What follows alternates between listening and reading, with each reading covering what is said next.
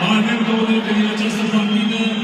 Ați înțeles pe fapt mesesul pentru această partidă. Nu vă lăsați provocați și vor rămâne pe primul loc în această grupă.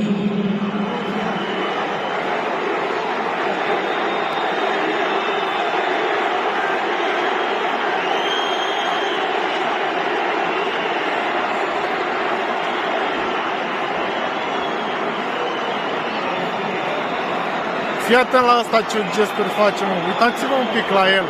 Cu ce se ocupă fotbaliștii ăștia în ziua de azi?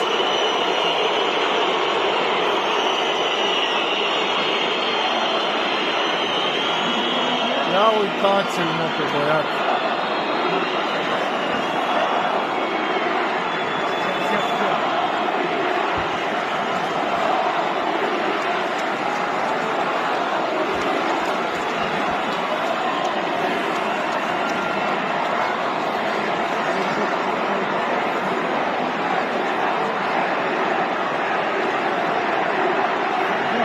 Sunt doar câteva 10 secunde, dar rămâne pe primul loc în această grupă și ne doar promova în Liga